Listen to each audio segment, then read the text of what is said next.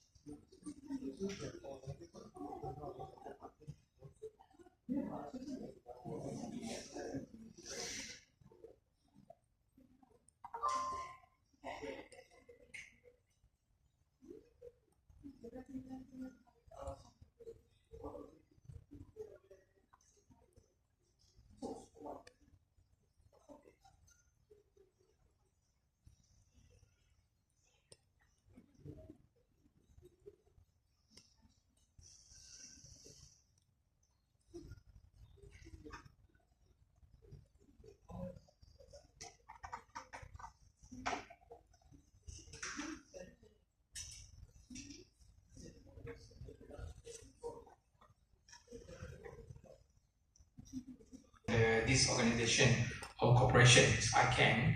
So if you still remember, so one of the roles is they manage DNS or domain name system. Okay, so so the first role is they manage DNS or domain name system. Okay, DNS. And then another role is that they have to from time to time to establish policies or standards. Okay, so this is another role.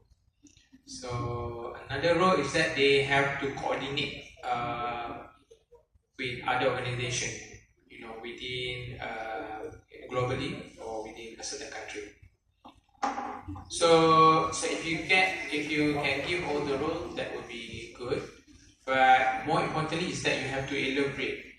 So let's say, for example, in terms of the first role, which is to manage DNS. Okay, so you have to spell out what DNS. So first of all, you can say that DNS is very critical, it's very important component of the internet. Okay, DNS. In internet, there is DNS, so it is one of the critical component.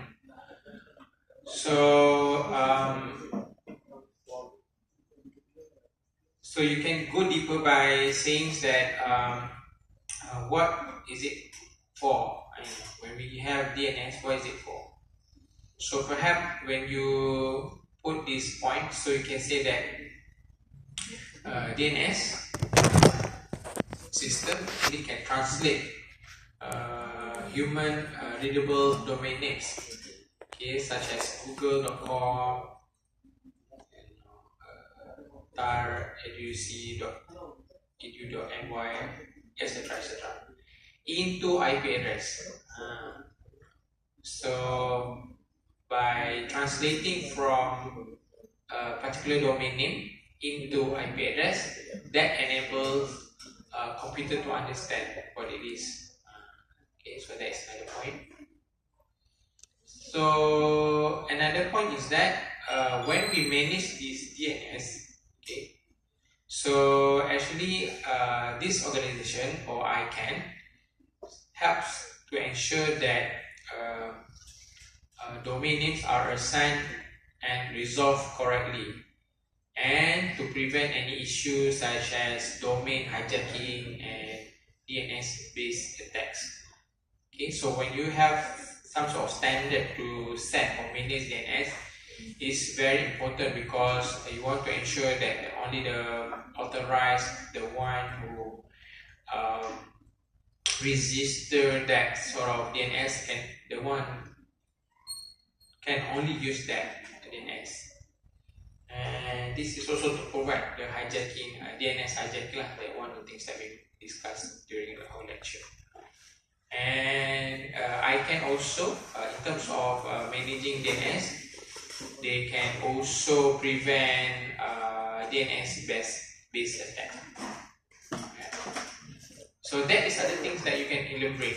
You can just say one point, but then you have not really gone into detail what DNS, how the management of DNS, what is it? What's the purpose of DNS, and how the management of DNS actually can overcome certain issues or potential risks and so on. So second role, coming back to the second role, is to establish policies and standards.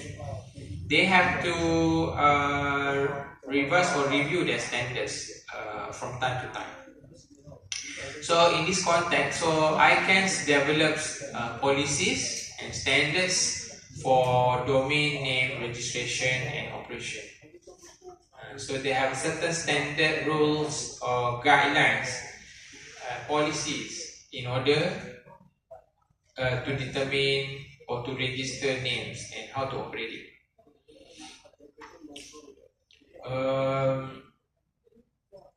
Why we need these policies or standards or guidelines? Okay, so you can see that it can help to ensure that the internet operates smoothly and securely. So to want to ensure that the internet operates smoothly and securely. And we want to make sure that all the stakeholders involved in domain name registrars and also the internet providers in Malaysia or elsewhere, they all must adhere to the best practices. which underlined by this icon. Okay, so the next role, if you remember, I mentioned just now, to coordinate with other organizations. So in this context, so ICANN, they work closely with other organizations, including regional internet registries. Why they collaborate or connect with all these regional internet registries? This is to ensure that the global internet infrastructure is secure and stable. Okay. So if you can add some example, for instance, ICANN, they collaborate with the Internet Engineering Task Force, IETF. Okay, so they collaborate with IETF, or the full Internet Engineering Task Force, in order to develop technical standards and protocols for the internet. Okay. And with law enforcement agency, they also collaborate with law enforcement agency in order to combat cybercrime. Okay, we mentioned about cybercrime. So you need to mention they coordinate with organization. How they coordinate? So they collaborate with they work closely with regional registries, and then they collaborate with IETF. Okay. Why? To develop technical standards and protocol for the internet, and they also collaborate with law enforcement agencies to ensure cybercrime. So that is for question 4A. And moving on to 4B. So you need to explain how technology can be used to facilitate whistleblowing. Okay. So first, you can say that anonymous reporting channels.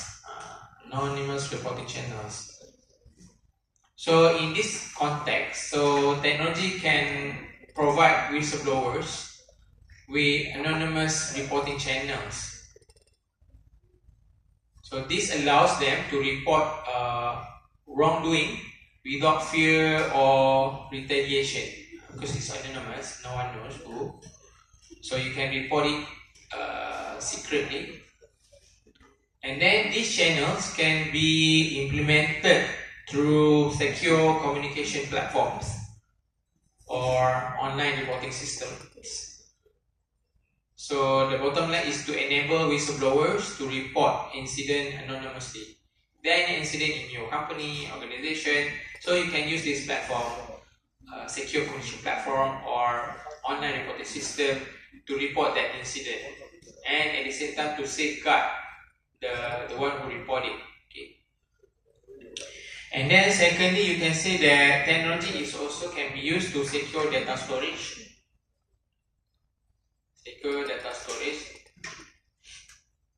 So in this context, for example, whistleblowing system can use technology to store and protect sensitive information securely. So how? So this include the use of encryption. Maybe you have certain access controls and secure servers. So why? This is all to ensure that whistleblowers' identities and reports are kept confidential. Okay. So you need to make sure that the storage is secure, okay, to prevent somebody from knowing who the person is and what sort of the contents of the reports. So you need to keep all these things confidential. Therefore, you need to have secure data storage. And then another point for this is you can highlight data analytics. So in this context, we use this particular whistleblowing system can use data analytics in order to analyze and identify patterns of wrongdoing. So nowadays we are talking about data analytics. So imagine that there are systems. So based on this system data input there, so you can analyze what sort of wrongdoing patterns and so on, and then you can compare. So when you have this, so this can be useful for organizations in order to detect and prevent systematic issues, as well as to identify individuals or groups who may be engaging in fraudulent and unethical activities. So we already got 3 points: anonymous reporting channel, secure data storage, data analytics. Okay. Other than that, you can say maybe the technology also can be used as whistleblower protection tools. So in this context, the technology, the technology can provide whistleblowers, the reporter, with tools to protect themselves from retaliation, such as just now mentioned, through secure communication channels, legal report, counseling services, and so on. So when we have this tool, that enables or to let the whistleblower feel more confident, in coming forward and reporting wrongdoing. Okay, so this sort of protection tool, motivates these people to come forward and to report rather than to keep themselves. Other than that, you can say that the technology can be useful in order to monitor and evaluate. Okay, evaluate or monitor what? So you can evaluate and monitor the effectiveness of whistleblowing system over time. You have been using that system for whistleblowing system for a couple of years. So you need this technology. The technology can be used to monitor and evaluate, the use of this whistleblowing system, whether it's effective or not, and so on. This also can include tracking numbers and types of report received, as well as assessing the impact of whistleblower protection and support services.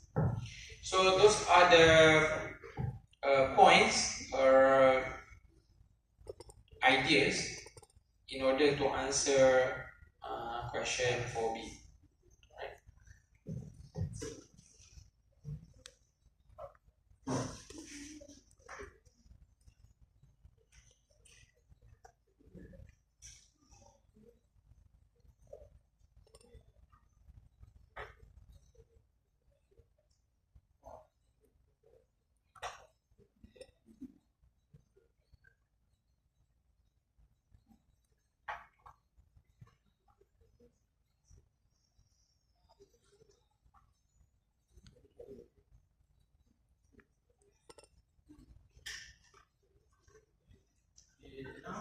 Let's move on to another step, which is October 2023.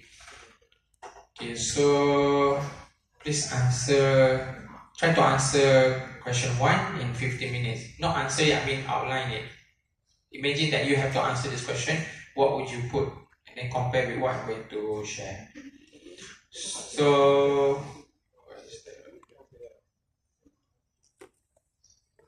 as you know that in the another one that we discussed already, which is LASIK for modalities, very popular question. So you should know that what are the 4 modalities. And for this set, the question sounds like this. So 1A, apply LASIK for modalities analysis to understand metaverse effect in our daily life. And 1B, discuss 3 challenges of IoT implementation in Malaysia, and you need to provide an example. Okay, so please try to do this. Go on this.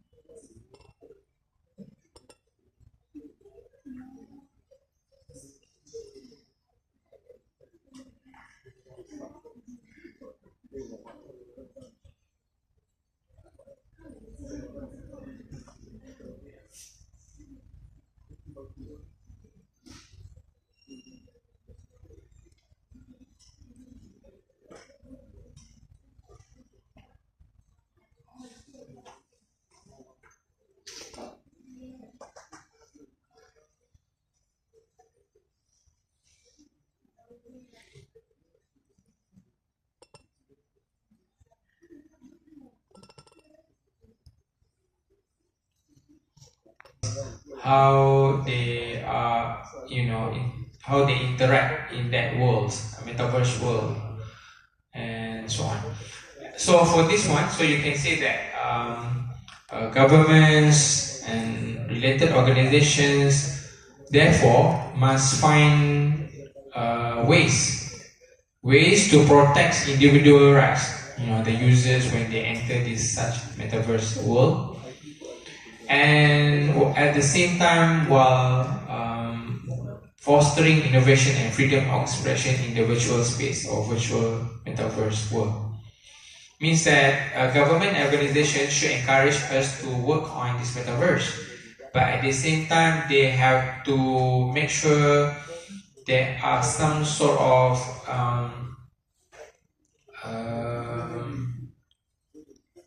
policies or guidelines in order to protect the individual's right when they use this metaverse. Okay, second modality, which is social norm. So in these social norms, so you can say that when we use or apply this metaverse, it actually reshapes our social norms because people interact and build relationship within this virtual realm. It's not this physical, but for example, you can create this virtual lecture hall, and lecturers, students, and so on, they can enter it virtually. They can sit down, they can come in front, or whatever they want to do. Okay, so I repeat, so the metaverse reshapes social norms as people interact and build relationship within this virtual world or virtual realm. So in this context, new etiquettes and behavior patterns emerge. So this influence how individuals communicate and present themselves online. So how lecturers communicate online within this metaverse, how students communicate with the lecturers, or how they communicate with other students within that virtual world or online.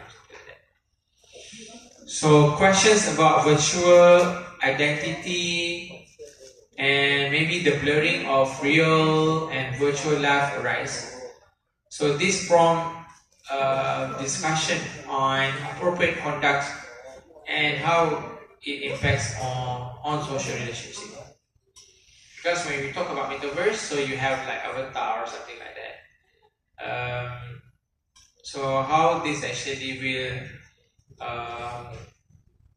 impact the user identities and so on. Okay, so we have first modality, law and regulation. Second modality, social norm. Okay, the third one, architecture. So in architecture, okay, so you can say that the design and user interface of metaverse can impact user experiences. It can impact their experiences. So therefore, to have an intuitive and immersive architecture can enhance the engagement. Okay, while complex or poorly designed system can hinder adoption. So means that in order to have better engagement, those who are using that virtual metaverse, so the design of the interface, everything should be somehow attractive and look real, and therefore perhaps can improve the engagement within the people involved or enter that virtual world. So the metaverse architecture also influences the formation of virtual communities and the activities that take place within them. And last but not least, the fourth modality, which is market. In the market, so you can say that the metaverse has some profound economic implications. So how? So basically, through metaverse, it can create opportunities for businesses to virtual commerce, advertising, and services. So, for example, if you remember when we had the experience COVID, so the lots of events could not be conducted. But when this such metaverse emerged, actually, although is due to COVID, etc., like that, still conferences, seminar can be conducted virtually. People can go there, like virtually can see the virtual hall, then they can mingle with those who involved who enter that event together. So this, we can say that opportunities to have business or virtual commerce as well. Virtual currencies and assets gain real value, leading to debates on regulation and taxation. Sometimes there's also an element of virtual currency asset. Okay, traditional industries may be disrupted as people spend more time in virtual world, altering consumer behavior and preferences. So this is something that when you have this virtual mall, virtual event, virtual hall, so how that will impact the traditional one. So maybe we can see that more people convenient to go online virtually instead of having physically they have to attend or go to the mall or attend the event. Okay, so that is for question 1B. And moving on to question 1B. Okay, so what are the challenges in implementing IoT? Okay, so first you can say that it's quite popular, cybersecurity concerns. Okay, it's the first challenge, cybersecurity concern. So because that this is something that we also discussed before in other policy questions.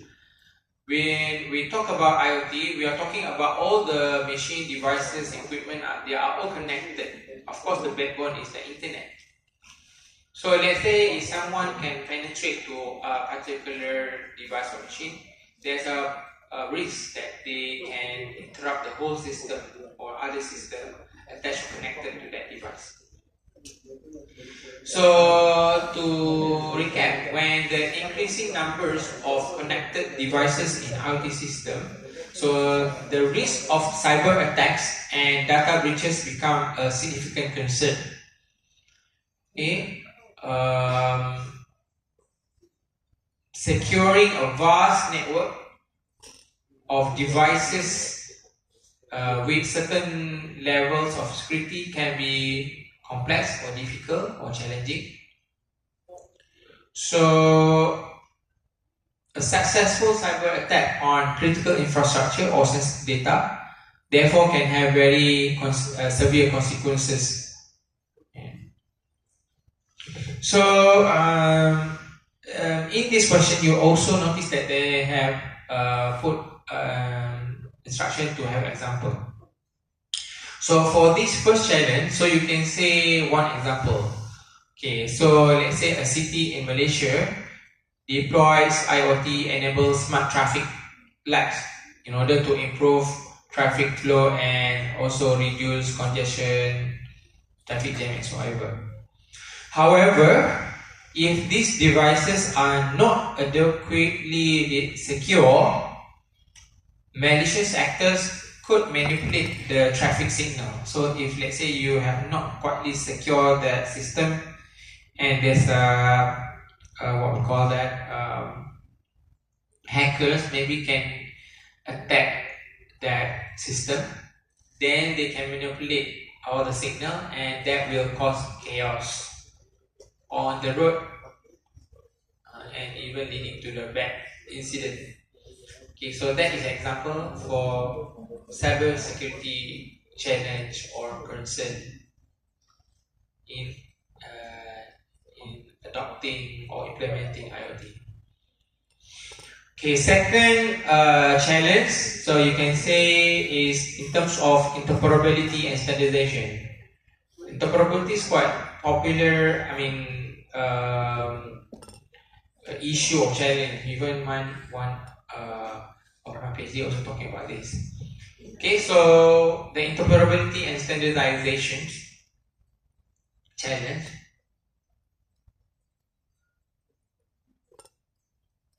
So as you know that in IoT we are talking about various devices, and each device actually comes from different manufacturers. Okay, and therefore each has its own communication protocols, standards, and so on. So in order to ensure seamless communication and data exchange between devices, these various devices or heterogeneous devices can be difficult or can be challenging. If lack of standardization actually can lead to compatibility issues and therefore can hinder the integration and scalability of the IT solutions. How smooth or how well they can communicate between one to another. So for example, you can say that Malaysian companies, let's say they aim to implement smart home solutions that includes smart appliances, smart or security cameras, and energy, the electricity monitoring devices. However, if these devices use different communication protocols, therefore they may not be able to work together cohesively. And this will limit the overall functionality of the smart home system because maybe one device cannot talk to another device. So that can, what we call that, pose some limitation and functionality where it cannot be executed. You cannot maybe monitor the in terms of the temperatures or the lights, the intensity or something like that, and therefore some devices cannot talk to another or sensors cannot talk to another, therefore they cannot execute or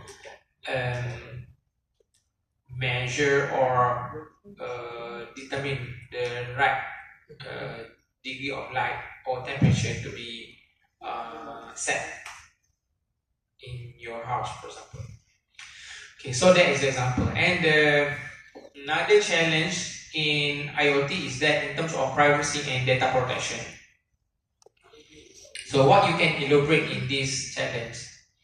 So as you know that IoT devices collect vast amounts of data from users, from systems or devices, often without their explicit knowledge. So this data can be somehow personal and sensitive, and this can raise concerns about privacy and data protection. So if there's some sort of unauthorized access or misuse of data, could lead to identity theft, invasion of privacy, or article profiling. You know, imagine that someone can penetrate and hack and gain access to your personal information data or user data. So they can make use of this to copycat the identity, steal it, and then maybe invade their personal, the privacies, or do the profiling and so on. Okay, so for example, what you can put here, you can say that maybe in Malaysia there's a healthcare provider which adopts IoT-enabled medical devices to monitor patient remotely. Okay, the problem is that if the data collected by these devices is not adequately protected, so it could fall into wrong hands or unauthorized users, you know. So therefore, they can potentially compromise the patient medical histories and their sensitive data or health information data and so on. Okay, so those are the three challenges, and with the elaboration of what it is and how it can happen, and what the example that you can give to further elaborate that point.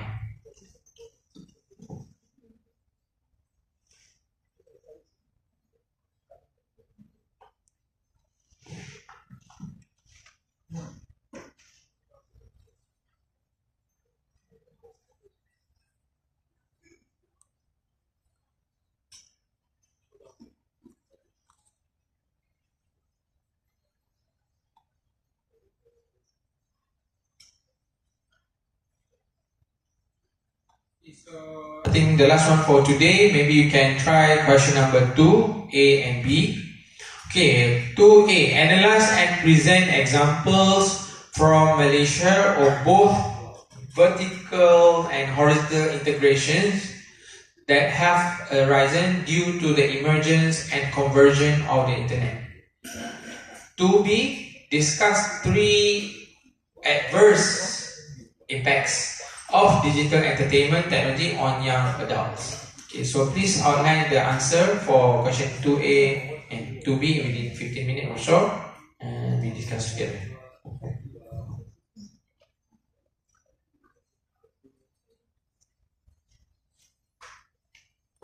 Question 2A, okay, so the question asks about the vertical and horizontal integration. So you need to be able to define what vertical and what horizontal integration is. Okay, so for 2A, so for the first part, so vertical integration in Malaysia, so you have to define. So in this context, you can define what vertical integration is. So vertical integration can be refers to the merging of different stages of productions or distribution within a single industry. So in the context of internet industry, so this often involves companies integrating various aspects of their supply chains to streamline the operation and improve their efficiency. So for example, in this vertical integration, you can put Shopee, e-commerce giant Shopee. by C Group. So first, what is Shopee? So Shopee is a popular e-commerce platform in Malaysia and also Southeast Asia, which exemplifies vertical integration. So in this context, they have integrated various stages of the e-commerce supply chain. So the reason is that to offer seamless shopping experience. So it also operates an online marketplace where merchants can sell their products directly to consumers.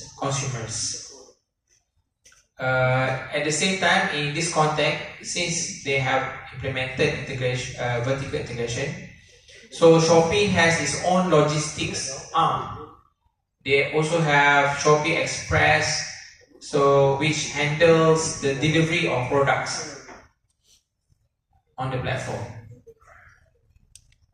So overall, what is the advantage? So this integration enables Shopee to have a greater control over their entire buying process.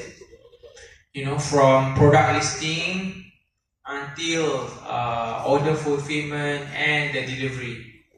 And therefore, overall, it can improve customer satisfaction. And then the second one, you need to spell out what horizontal integration. So you have to define what it is.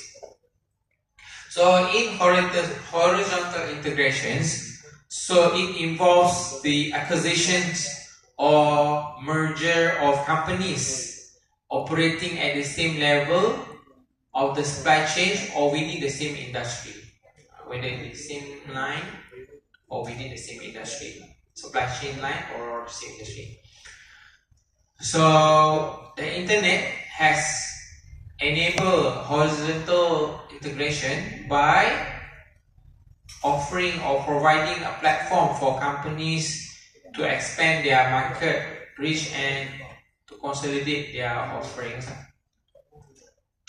So for example, you can mention about the Grabs. Okay, the Grab acquisitions of Uber Southeast Asian operation. So before this we have Uber. So now Grab make the acquisition of Uber's Southeast Asian operation. Okay, so you have to define or recap what Grab. So in this context, Grab is a ride-hailing and on-demand services platform.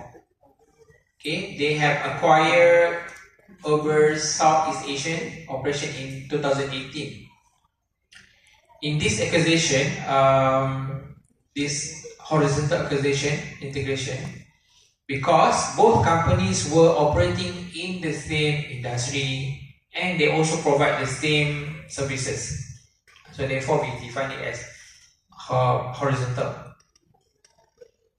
So what is the advantage of to Grab when they acquire Uber operations? So Grab actually has expanded its market presence and gained access to Uber customer sales base. And then in this, it has led the Grab's brand led to increased increased market dominance and more efficient use of resources. Okay, so benefiting both company and consumers. And next one, 2B. So you need to explain how digital entertainment can have adverse impacts on young adults. So one is you can say that it can cause addiction and excessive screen time. So more young adult going to spend on the screen. So as you can mention that young adults, they are vulnerable to becoming addicted to this sort of digital entertainment. So what are the digital entertainment you can spell out? Video games, social media, online streaming platform, and so on. So due to the excessive screen time, that can lead to sedentary lifestyle. Maybe sleep disturbance, sleep late at night, and maybe due to this effect, they neglect their other activities like studying, exercising, or spending time with families, friends, and so on. So the second point that you can mention the impacts here is physical health issue. Okay, when you spend, or the young adult spend so much time on these digital devices in front of the screen, so actually it can cause various physical health problems like eye strain, looking at the screen for a long time, headaches, neck and back pain, when you slouch or something like that, you hunch your back for so long, and also can cause repetitive injuries like carpal tunnel syndrome and so on. And then when you spend so much time, when this young adult so much time, long time on the screen, sitting or lying down or something like that, that actually can cause what we call that lack of physical activity outdoors. And then that can cause weight gain, obesity, and so on. And last but not least, another impact or effects that you can see due to this digital entertainment technology, mental health challenges. So this particularly when we talk about so much time spent on social media or interaction with people on social media. So it can lead to feelings like inadequacy, social comparison, cyberbullying, which can affect young adult self-esteem and mental well-being. So this is something that we have discussed before as well. And then you keep compare yourself with others, friends, what they have achieved, or something like that. And then moreover, certain content in digital entertainment like video games, violent video games, can desensitize individuals to real world violence and negatively impact their emotional state. When they look at the violence, maybe they will feel it's a normal, maybe they can experience or experiment it outside in real world and so on. Okay, so those are the impacts or adverse impacts on young adult due to this excessive time spent on digital platforms and so on. Okay, so I guess I stop there for today.